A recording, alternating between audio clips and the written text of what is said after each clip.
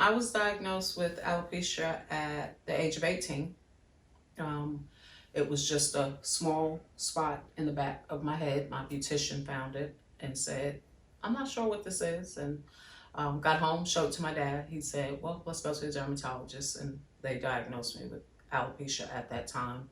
But it was, you couldn't see it because I had a true head full of hair. So it wasn't noticeable. It wasn't bad at that time because you couldn't see it.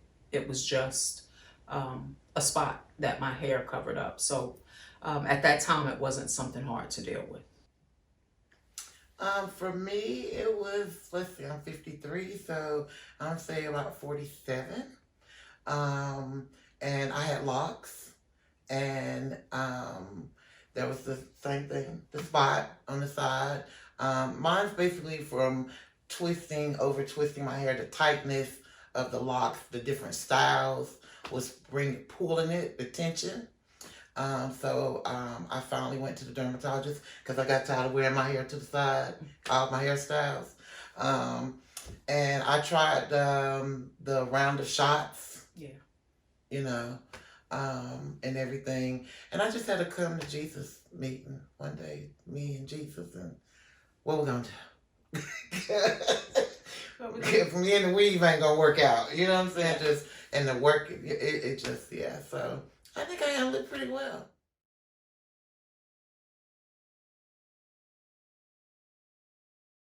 There are a lot of different hair growth treatment that I think sometimes people don't realize that some of that hair growth treatment is not for alopecia because your hair is not under there hiding. Your hair is, the autoimmune has seized your hair and kills the follicle. So sometimes people get suggestions on stuff that are for people that are, their hair is thinning. They don't have alopecia. Once that alopecia hits and starts killing those follicles, until those follicles come back alive, it's not a whole lot. You can rub on it, spray on it, you know, until those hair follicles wake up. A lot of treatments that are out there don't work, but it's not until people truly understand what alopecia is that they understand that every suggestion and treatment is not going to work for you, you know. But the only thing I've ever tried was the shots, and then I did do a topical cream, cortisone cream as well. But none of those things worked. And with the shots, my doctor eventually was going to stop because the shots will thinning out your scalp, makes your scalp thinner, and that protection that you have right now out and about is because your scalp is not as thin. So my doctor wasn't going to do it too much longer anyway. I did the shots along with a combination of biotin, a multivitamin, and it was one other vitamin that she had me taking. The dermatologist did it. And I only did 2 rounds of the shots.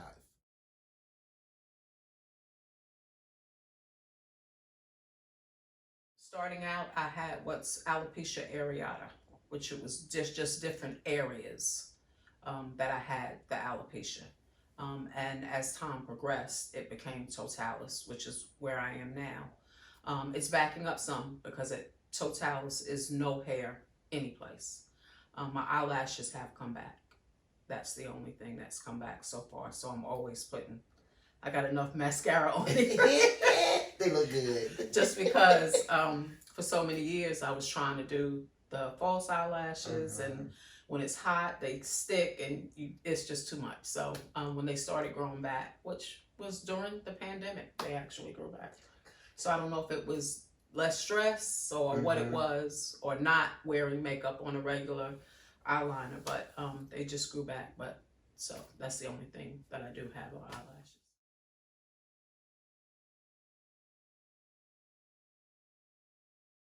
Uncover.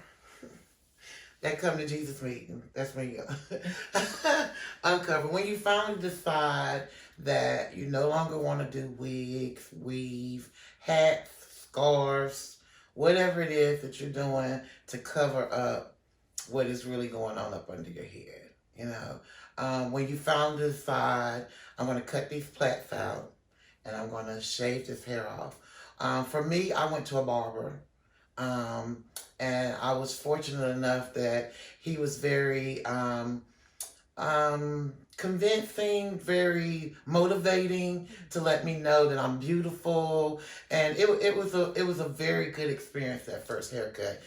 It was more like a brush type cut, to make it, he did what he could, and even at that, it was that spray. They would want to try to spray it. He didn't, but a different barber did. To make it look dark, and then you sweat, and it's. So I'm still covering when I thought I was uncovering. You know what I'm saying? And finally, someone introduced me to the razor. A guy that I was dating. He was like, "Why don't you just shave it? Just." Mm-hmm. Honey, that was the best money I ever saved. When I tell you, going to the barbershop and spending $15 to get your hair cut, and your barber saying, "You ain't even got $15 for a haircut. Well, why you still charging me $15 then?" So I got introduced to a hairy razor, and I've been shaving my head ever since. I think at this point, even if someone said they could give me something for my hair to grow back, I don't want it. I wouldn't take it. I don't want it. I wouldn't take it.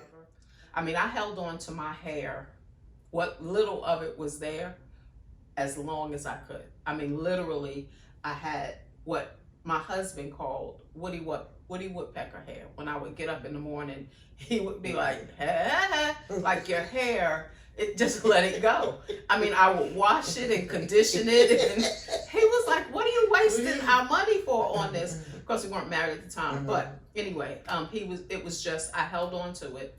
Then I started wearing weaves. Then I started wearing wigs. And then probably when I was 37 was the first time I uncovered. I uncovered twice. I had one little patch left, and I asked one of my friends at the time, I was like, "Tomorrow's the day. Take me to the barbershop." And he was like, "For that little patch?" I was like, "I need this professionally done." He was like, "Zip is done." So I uncovered, and then my hair started growing back in different places, and I felt like I looked like a chia pet. And so I covered back up. And then in 2009, right before I remarried my husband, I uncovered again, and it's been this way ever since. And I like Mom said, if somebody said to me, "I have a miracle drug, here it is," I would say, "No, thank you, I'm good."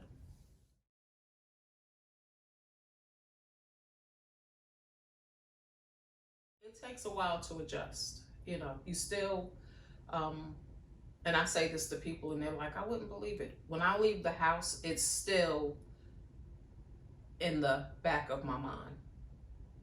People are going to look at you. People are going to stare at you. Sometimes I forget I don't have hair when people are staring at me. I'm like, "What are they looking at?" And I'm going, "Joy, you don't have hair. Remember that." So you do forget it sometimes, but you adjust. You make it you.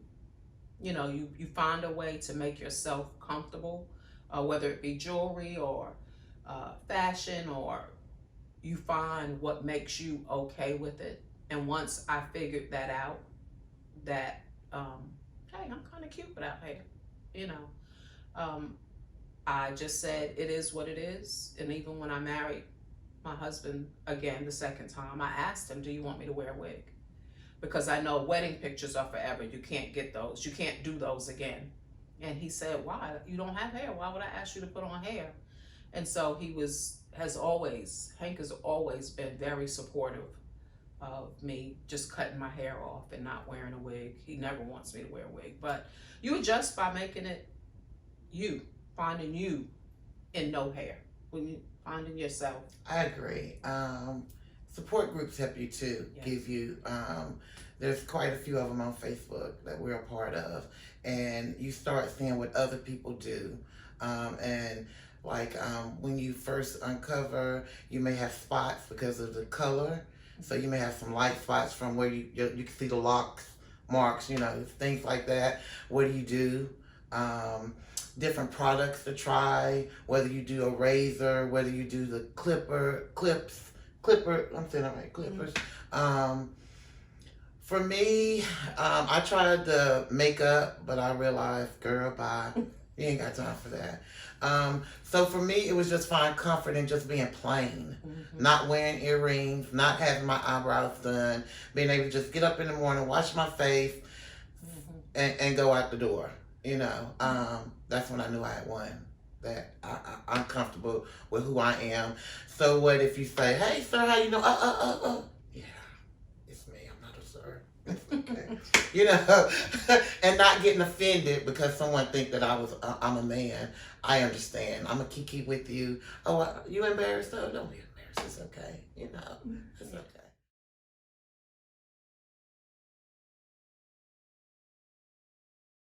Say with dating, like, so I'm bald. So when you meet me, you're meeting a bald woman. So either you're gonna like it or you don't like it. I've gone through, like you said, should I wear a wig? Like I'm getting ready to go out. I'm gonna put this wig on. Honey, by the time that hot flash hit me, girl, bye. Put that wig down. You can take a scarf. You know what I'm saying? You can take a scarf off, but so I at first I was a little hesitant how dating would be being single, but yeah, it doesn't. In fact, men compliment you because it takes a lot. I'm like, I'm not hiding. I ain't got no bang to hide, nothing. You see who I am, my facial expression. You see my facial expression. You know what I'm saying? So, men find it attractive. I think Black Panther. Yeah. Wakanda Forever made us real popular. Yes, it did. It did.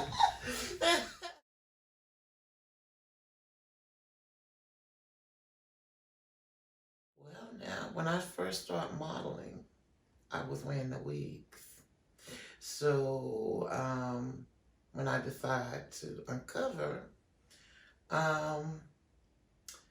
it sort of brought me forward in modeling. Because you don't have a lot of bald women. Well, we're coming about now, but so it made me stand out in a way when it was time to go to model calls.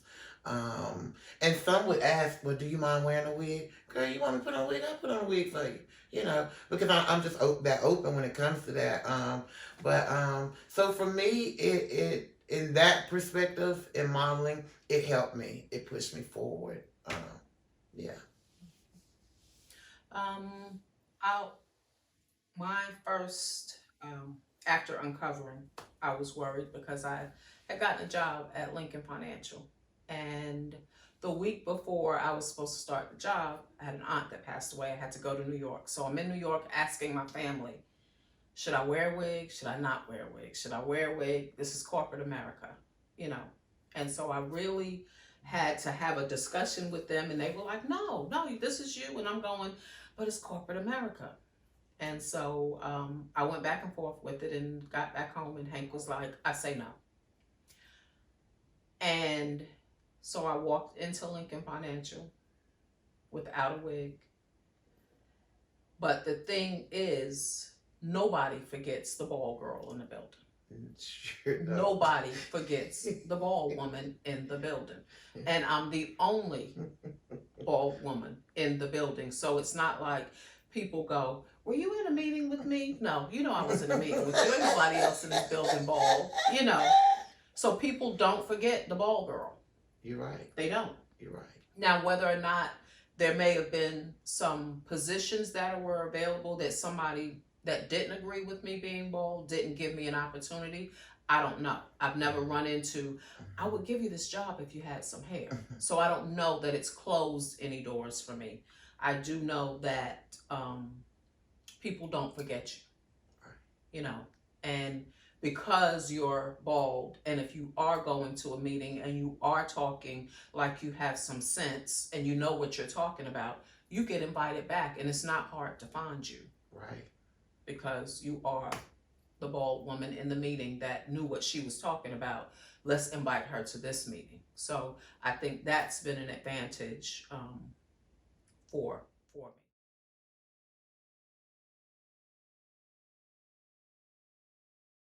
I've encouraged other women to uncover. Mm-hmm. There's a lady that worked with me, and she needed to.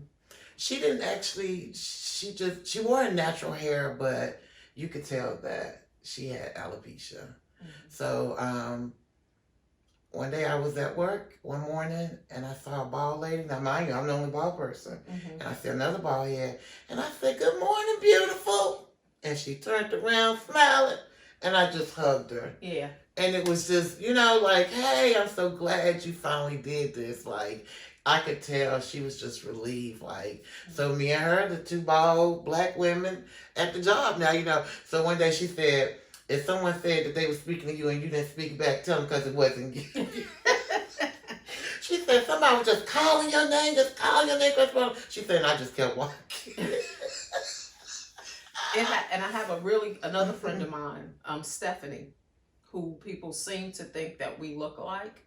And I can go to work when we were in the building. I'd go to work and somebody would go, "Were you at Churchill's on Friday?" "No." "Were you here on Tuesday?" "No." I called Stephanie. I'm like, "Could you stay home sometime?" People think I'm all over the place. But the thing is, and I'll say this, when I first decided to uncover, I was a little bit more comfortable as well because I was in New York. And the diversity in New York was so, you could go to Manhattan and see another bald woman. It wasn't that different.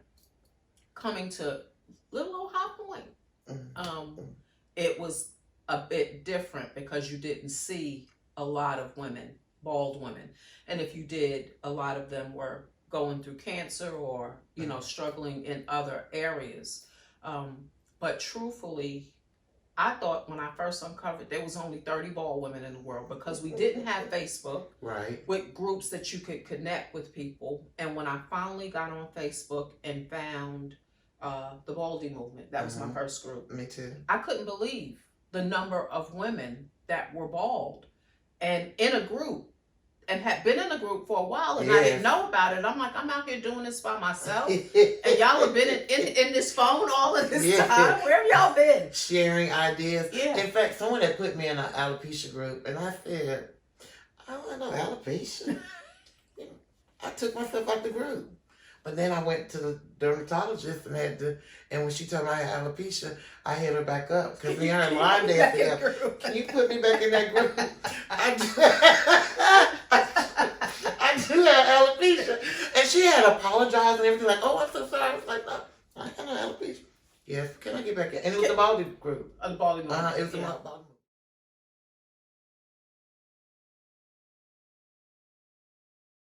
So there's a lot of support groups out there now for alopecia and for women and men. The groups have women and men in it because some people think that men are more comfortable with it. But not all men are, because you don't just lose your hair, you lose your eyebrows, you lose your eyelashes, you lose your facial hair, for them. And so it can be pretty traumatic for them as well. They just don't have the option of wearing a wig. Men can't. I mean, yes, they do. They do, but they can't. It's more acceptable for women to wear wigs. Men they do find ways around it. They have. But they have. And so I'm not laughing with you, but there are so many groups now and so many support groups, and a lot of the women in there are like Monica and I. We don't want to go back. We don't have to. We're okay if they don't ever find a cure. So when I did my event was not about raising money for a cure. It was about raising money for awareness, because a cure is maybe not. I want you to be okay. when I step outside like this. I don't want to be judged. I don't want you asking me, do you have cancer? No, I do not. I'm just hair challenged. So just bringing awareness. And those groups, those ladies in there are fierce. I mean, fabulous. They have figured out how to make this thing work for them. Jewelry, makeup, hats, just the pictures you see, and you're like, oh, I gotta find those shades. I gotta find those earrings. It's just our own little world. It's our own little world that we meet together, come up with ideas and looks that work, and then we go out in the world. And when y'all see us, sometimes it's an idea that we got from another young lady in a group. And the other thing about the group is we're all colors. Yeah. It's just not black women. And we have women that are from other countries that are in the group. So you really get a wide variety of, you know, ideas of things. The ladies that do the henna on their heads. Yeah. It's beautiful. I've never tried it, but it looks very nice, you know. So there's a lot of things out there that we can do and still be our natural ball selves. And with the Baldy movement, the young lady that was running that would try to get an individual in each city or state to do a Baldy get together. I think that we did meetup, a Baldy meetup. And so you would have one person that was in charge of, say, let's say North Carolina. And that person would say, anybody else from North Carolina? Now you've got another group, a smaller group of women that live in North Carolina, close, Charlotte, Raleigh, Winston, High Point. And then she said, let's get together as a group. And the first time I think we went to the bowling alley. The bowling alley. We went to the bowling alley. That's where I met Monica. And once you get there, it's nothing like getting together with people that you know your story or can appreciate your story. And so once you get together, it's like an automatic sisterhood.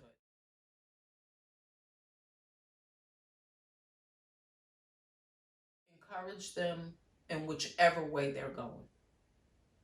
Don't say you need to wear a wig, and don't say you need to cut off your hair. Whatever decision they're making right now, if it is to wear a wig, girl, that wig is beautiful. Let me go to the store with you. Let me help you buy some wigs if you want wigs. If they decide to cut it all off, you're beautiful. Encourage them in whichever direction they go, because wearing a wig and shaving your head are both difficult things to do, because when you got that wig on, you're afraid somebody's gonna walk by and it get caught on that bracelet and it's gone, and now everybody, you're exposed. Being bald is just, that's a challenge in itself. So either way, it can be challenging. So whatever direction that family member or friend is going, encourage them along the way. And if they change and turn and go left, you turn and go left with them and continue to encourage them in however they're choosing to deal with it, is mine. I'm going to agree with you. There's no need for suggestions. Just let them go. You know, now you want to make sure that wig is on right. Yeah. Don't let them go out looking crazy. You know. But if they're in that moment, like she said, it's the wig, then just encourage that. If a lot of us start covering at home, so we're comfortable walking around the house. People with children have to do that, you know. So you just have to support them where they are and encourage them as they go along. Whether you got hair or not, we should always encourage each other to tell each other that we're beautiful. You know, my thing was God doesn't make ugly. So I accept that God doesn't make ugly. I'm just as beautiful as a person with a head full of hair as I was when I had a head full of hair. You know. Yeah, and I do know a friend of mine who struggled really bad with alopecia. She walked around 2 or 3 years with a scarf on in her own house because she didn't want her kids and husband to see that her hair was coming out. Because as a mom, and she later shared with me, as a mom, you got to take your kids to school. You don't want them to be embarrassed because they're the child that has a mother that looks like a man that has no hair. That, it's a lot to it, especially when you're a parent. And if you have a significant other that is not supportive, it can be challenging.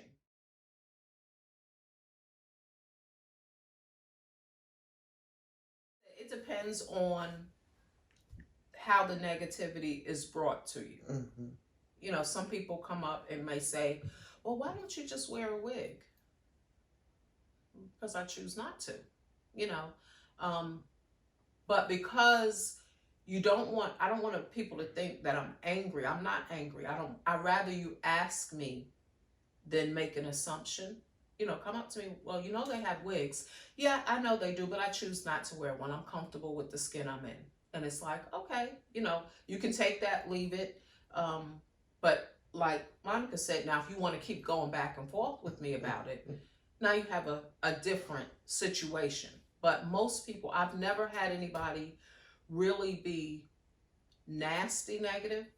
They might ask me, why do you choose to walk around without hair? Because I have alopecia and I'm tired of wearing wigs. And okay, well, it looks good on you, but. Oh, you got the head for it. I hate that saying. That is. I say, well, honey, I didn't know I had the head for it until I had to cut it all off. It just really, and to me, people don't realize the heads come in different shapes and sizes. When you say to me, you have the head for it, like you're giving me permission. Right. I don't need your permission. This is who I am. And you telling me I have the head for it is not making my day. It's not making me feel any more confident about it. Right. Because not everybody has this head shape. But if you see somebody that you think doesn't have the head for it, are you going to say to them, right, you don't have the head for that? It's right. Like, don't say that, because we all have different shapes and sizes in heads. Just say, good for you, congratulations. It looks good on you. It looks good on you, and keep it moving. But that is the first thing that people say. Like, they think that just really, yes, I got the head for this. No, this is the head. I didn't know what I had. Right. But I knew I wasn't going to wear that wig and that weave no more. Exactly. That's what I knew. Yeah, I knew that much. Right. It's not contagious. Yeah. It's not contagious. I think that's one of the biggest things. It's not contagious. Yeah, not contagious, and that it really is not contagious. We're okay. Yeah, we're okay with being bald. We if we want to buy a wig, we'll go buy one, but we okay. Yeah, we're right exactly where we are. Once a person uncover, you believe me, they're okay. We're okay. Yeah. The other thing we want people to know: don't ask to touch my head. Do not ask to touch. Don't even reach for it, because you're in my space at this point. When yeah. What? Yeah. Yeah. My husband almost got in a fight with a guy. We were out, and the guy walked up. He saw Hank and I come in, and when Hank went to the restroom, the guy walked up to me and said, "Can I touch your head?" I said, "You got about 2.3 seconds, or this big black man's going to come out of the bathroom, and you're going to have a problem." You're going to have a problem, right. You're going to have a situation. Right. And so I said, "No, you cannot. Right. And please get away from me." And when he left, he came out. We were at the table with some other people, and one of the people at the table told Hank that the guy asked to touch my head. Hank was at the door, like, "Where is he? Where's the guy? Where is he?" I was like, "He's gone. It's okay. I handled it." But don't ask to touch our heads. That's just like personal. Yeah, real. Did you throw all the wigs away? I didn't throw them away, but I don't know where they are. I still have some too in the container. I don't know where I put them, but I didn't throw them away. I just put them in a bag somewhere, and I think in between us moving, donate them one day. Yeah, in between us moving, if I can find them. In between us moving, they just got. It wasn't important to me anymore. Right. Like when you move and this is my nice jewelry. I need to put this where I can find it once I get settled. I just never thought about the wigs that way, so they might be in storage someplace. I bought wigs anywhere from $500 to $25. Not me, I'm cheap. No more I than had 50. one wig, a lace wig that was $500 Oh, that my wow. mom bought for me when I was really, really struggling Okay. with losing my hair and trying to, it was crazy. But she wanted me to be happy. And I thought that would do it. And so we went, and it was a lace front wig. And that glue changed your mind, didn't it? It not only did it change my mind, my head is so small. Miss Joy, I love your eyebrows. Please tell me what you've done to the eyebrows, because I love them. I did micro shading. I know people have heard of microblading and micro shading. Micro shading, they don't go down as deep in the skin with the ink to create the eyebrow. And I got mine micro shaded. I have some family members that have done the blading. Takes longer to heal, and it goes down a little bit deeper. But that's what I did, micro shading, and it's lasted a pretty good. I'm gonna try it. Pretty good. They're beautiful. They look good. Thank you. Do you feel more comfortable when you're wearing, if you have to wear a wig for a shoot, or do you feel more comfortable when you are uncovered when you're modeling? Definitely uncovered. I am past the point of needing wigs. I think the picture looks better bald. Okay. Does that make sense? Like, I just need a little makeup, you know. Yeah. More comfortable. Yeah, I'm just more comfortable bald all the way. That works. And most people, like, I have shows coming up now because I go to the model call ball. That's what they want. So, yeah, they don't even ask about hair anymore. I'm gonna take this time to thank Joy for the alopecia awareness. That was something I had never been a part of, and it was a great event. I thought Sandra was a great host, and the camaraderie that we've built. Like you said, we don't talk every day, but Joy, you know, if you need Monica, I'll be here. So thank you. Thank you. And I want to thank you because when we did that alopecia event, I'm not a model, but I was so grateful when we started practicing that this young lady came along and she showed us how to strut, how to turn, where to go. And so just because that was my first event like that and modeling, I knew what I wanted, but I wasn't the person that could tell people how to do it, you know. And she stepped right in and took over and helped us get ladies in line and practice modeling. So, and I thank you for whenever I call Monica, she's right there. She's the first one to say, I'll do it. And we don't speak every day, but when I call her and say, can somebody do this, or is somebody able to do it, she does it. So I appreciate that. And thank you for that as well. Yes, ma'am. Yes, ma'am.